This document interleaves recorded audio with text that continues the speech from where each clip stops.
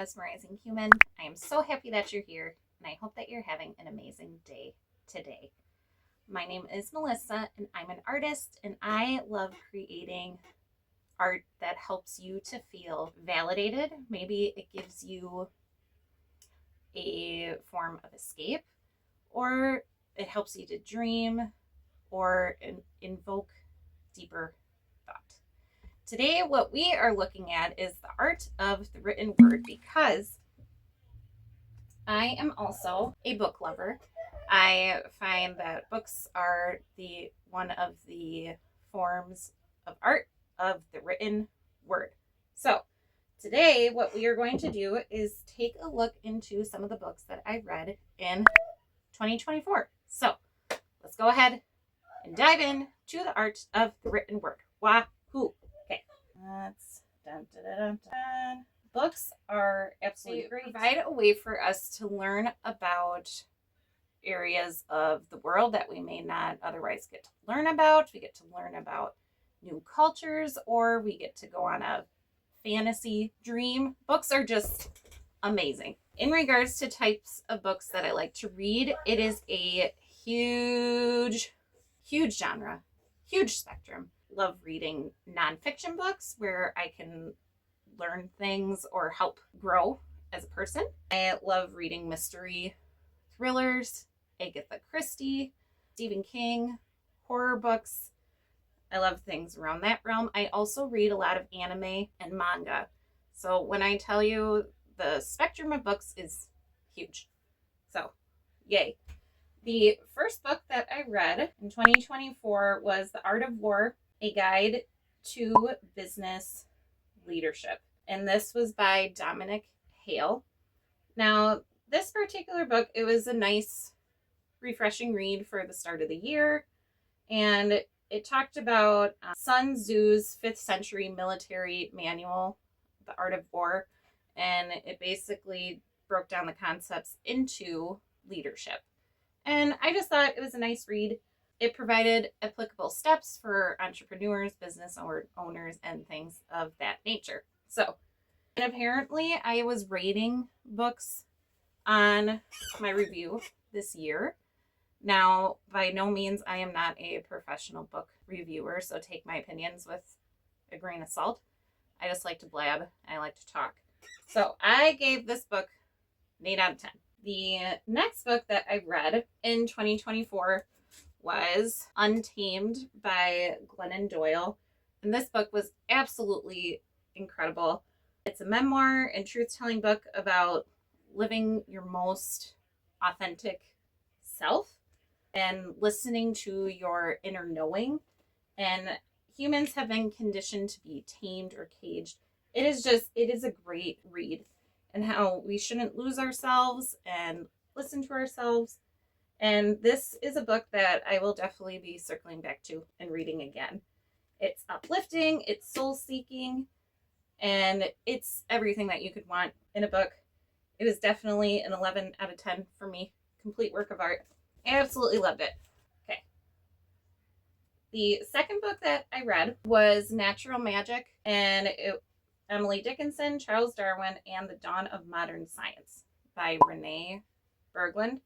So this book, it paralleled the lives and views of Emily Dickinson and Charles Darwin, and they were both brilliantly minded people from the Victorian era. Both were considered scientists, philosophers, artists, and they were both rebellious in their own kinds of ways. And it really was a profound read. This is an example of a book that I found while just perusing and looking through the library.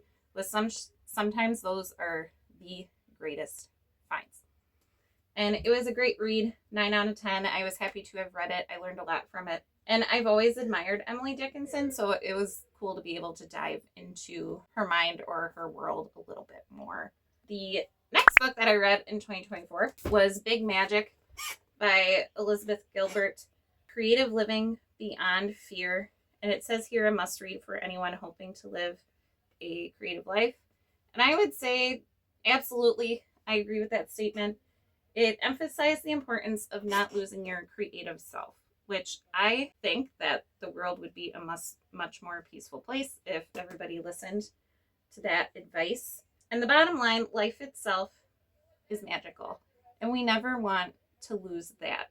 So I gave this book also a 10 out of 10, and I believe that this will be a reread, a book that I will come back to. So, boom. Can you hear that? My family, we've been watching One Piece all day. So, the next book that I read is Flowers on the Moon by Billy Chapetta. And this is a book full of poetry and prose. Oh, might I add, if I mispronounce or say names incorrectly, I completely apologize for that. And this was an absolutely beautiful work of art. It was divided by different phases of the moon as far as the sections of poetry and prose. And I know that this is a book that I will reread, and absolutely lovely. 11 out of 10. It was a great read. Okay, next, this year, I finally finished the full manga series of Full Metal Alchemist. And that is a mouthful to say. Full Metal Alchemist is my favorite anime, and it is written by Hiromu Arakawa, and it's a woman author, and it is an amazing manga series. 10 out of 10. Zoe, come out. So the next book that I read was How to Make Emotions Work for You. Come on up, Zoe. This is Zoe, kitty extraordinaire. How to Make Emotions Work for You Instead of Against You. And this is a book that I actually read for one of my classes.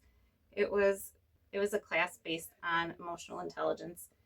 And I appreciated the lessons that this book had to offer. And you learn about the different domains of emotional intelligence and how you can apply them both in your business life and also your personal life. And it also taught on navigating difficult conversations, which I really appreciated. I know that confrontation in general is something that I struggled with during the years. I do much better with it, but it's always nice to learn different strategies that you can use. So I rated this one a 7 out of 10. It's a good book. I'm glad I read it. So the next book I discovered while browsing Pinterest, and it's called Rooted, and it is by Lyanda Lynn Hopt. And I also read another book of hers this year. It was absolutely lovely, and this book was about how nature and everything in life is connected, and that if we can get rooted back to nature, that we would feel much grounded and have an overall sense of feeling well and centered. And I felt myself feeling more centered and grounded while reading this book. Did you like it? Do you like all the things? Yes. Okay. 10 out of 10. I'm sure that I will be back to reread Rooted. The next book is Kiki's Delivery Service, which you may have heard of as a Studio Ghibli movie, which I absolutely adore everything Studio Ghibli. And Kiki's Delivery Service is by Aiko Kadono. The read was such a delight. There is some subtle differences between the book and the movie, and I absolutely enjoyed both of them. And if you haven't heard of Kiki's Delivery Service, it is the story of a young 13-year-old witch who is coming of age, and with her loyal, witty talking cat Gigi at her side, she travels to a town and kind of settles in and makes a name for herself independently. So at age 13, she travels away from home by herself, lives somewhere, learns how to make money, and all these things. And it is just a delightful read. The maturity that she had, I wouldn't have been able to do that at 13. Right? So the next book was a graphic novel that I discovered at one of my kiddos' book fairs called Sorceline, and it is by Sylvia Douillet. And it's a story of a young girl, and it reminded me a lot of the Owl House TV show, if you've ever seen that. But this girl ends up finding herself in a supernatural school and learning how to heal cryptids along with her fellow classmates. And of course, there's, some family secrets and mysteries and things of that nature. So it was a really cute read. I liked it.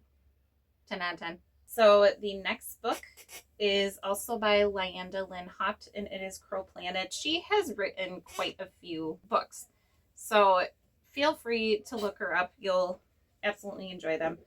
Crow Planet, Essential Wisdom from the Urban Wilderness. So this book did a wonderful job of looking into the beautiful mind of crows. Are extremely intelligent. I always love learning about them. In society, they get a bad rap, but they shouldn't, because they're smart and friendly and they're great. I appreciate their mannerisms, their intelligence, and their beauty. And basically that's what this entire book is about. I loved it. 10 out of 10. All right, next book. Martha Beck, Beyond Anxiety and Finding Beyond Anxiety, Curiosity, Creativity, Finding Your Life's Purpose by Martha Beck. This was, as someone who has had a relationship with anxiety my entire life, found this book to be extremely helpful. Now, I've been to therapy in the past. I went regularly for about 3 years, and it was extremely helpful. And this book had tools in there that I learned while in therapy, so it was a good reminder for me to revisit those. There's concrete, doable methods for living with anxiety, and also leaning into your creative whimsy. And it was great. I'm really glad that I read it. I'm sure that it will be a reread for me when I need a refresher on all those good things. The noon bell is going off. All right, the next book on the list is The Urban Bestiary, also by Lyanda Lynn Haupt. And this is another enjoyable read. It spoke about various animals in the wild, for example, coyotes, raccoons, owls, etc. And it dives into their natural instincts and mannerisms. It was a pleasure to read, and also the combination of human life and wildlife and the relationship and struggles that can come with that, and how we can all live in harmony, at least the best we can. Nothing's ever perfect, right? So great book, 10 out of 10. Yep. What you thinking, Zoe? Okay. The next book that I read is Mind Over Meetings. Ooh, do I have this book in here? Because some of my books are in here. Hold on. I'm going to grab the book. I'm going for a ride, Zoe. Please hold. Nezuko, don't fall over. Oh, it's okay. All right. Here. I don't want to buy my candle. All right. Mind Over Meetings, a personal perspective on wellness in the workplace. And this is written by Cody Green. And I've been following Cody on social media for a few years. And he grew up in an area that's not too far from mine. So that was really cool to see. But he is a mental health advocate. And he writes about his personal experiences as far as others' experiences that he's interacted with, about living with schizophrenia and other mental illnesses and experiences in the workplace related to those, both good and bad experiences. And it was a great read. I really think it was very insightful, and it was written in a conversational style. I highly recommend it. I think that everyone would be able to benefit from it. I gave it a 15 out of 10. Absolutely great read. I'm sure I'll read it again. Cody has done such amazing work in the world for mental illness advocacy. So give it a read and give him a follow. Okay. The Renaissance Soul, How to Make Your Passion Your Life by Margaret Lobenstein. So I wish that I had found this book 15 years ago. It was so validating, and it felt like it was giving my soul a big hug. It's okay to feel your soul and your passions and being drawn to many things or strongly to one thing. I could have used this book years ago. Give me a few more minutes, okay? It was a wonderful read. 10 out of 10. We Can Do Hard Things. Answers to Life's 20 Questions by Glennon Doyle, Ambi Wambach, and Amanda Doyle. So this is based off of their podcast, We Can Do Hard Things. And it's a collection of conversations and highlights from conversations that they've had on that podcast. And it consists of very smart, compassionate, wonderful women. This book was exactly what I needed. And it felt healing and inquisitive. I will definitely be reading this book again. You can go if you want. No? Okay. Next, I finally started the Demon Slayer manga. I read volumes 1 through 6 during this year, and they are by, I do not want to be disrespectful and pronounce their name, so I'm just going to put it right here. And after finishing Full Metal Alchemist, I knew exactly what manga I wanted to go to next. I knew it was Demon Slayer, another one of my favorites. I've watched the Demon Slayer show, and we saw Infinity Castle in the theaters, and absolutely gorgeous. Love it. And I don't want to give too many spoilers on it, but it's a great anime, great manga. 15 out of 10. Lessons from the Climate Anxiety Counseling Booth, How to Live with Care and Purpose in an Endangered World by Kate Shapira. And a goal of mine the past couple of years has been to educate myself on ways to live more sustainably and more in harmony with the earth and caring for our world. I started composting last year. I attempted to grow veggies. I did not have luck, okay? But we learn by trying. Trial and error is how we learn, right? I learned a few things from last year. Gonna try some different things this year. We'll see how that goes. And anywho, so Kate was inspired to have a climate anxiety and questions booth similar to like Lucy had in Charlie Brown with her psychiatric help, 5 cents. So she wrote about different conversations and experiences that she had while working in the booth. And it was an insightful read. Liked it a lot. 9 out of 10. Okay. I read all the way to The River by Elizabeth Gilbert. And it's a memoir from Elizabeth Gilbert touching on a time in her life that included love, loss, growth, reflection, authenticity, awe. This book helped me to laugh. I cried. I reflected. And it was exactly what I needed. And I didn't know that I needed it. So I will definitely be rereading this one. And I'm sure that I'll feel something new or get something new out of it. All right. Last, but certainly not least, the final book I read in 2024 is A Lesson in Vengeance by Victoria Lee. And it is a thriller centered around dark academia and witches. It has a dash of Lady Spice, and it was an absolutely great read. I'm looking forward to reading some more of her works. I just discovered her this year. So, great read. I'm looking forward to reading more of her stuff. Thank you for taking the time to sit with me and learn and hear and listen to me blab about books that I read this year. Now, this is by no means meant, if you read books, this is by no means meant to shame anybody for how many books that you read in a year. One of my coworkers reads like a book a week, and that is great for her. I read for enjoyment. I read a little bit every day, but it's something that brings me joy. And I'm sharing it because I want to share my joy with you. It is by no means meant to be a comparison. Whether you read one book a year, and maybe you don't read, and like that's cool too, you know? There is room for everybody. Anywho, if you enjoyed this video, like listening to me blab, I encourage you to hit the like button, subscribe to my channel to see all the art things and my vlogs and listen to me blab. Share this video with someone that would like it. Like and subscribe, all the things. And I am so happy that you're here. Have a great day. Bye. Yes, Micah. Well, I had a question. Could you make a short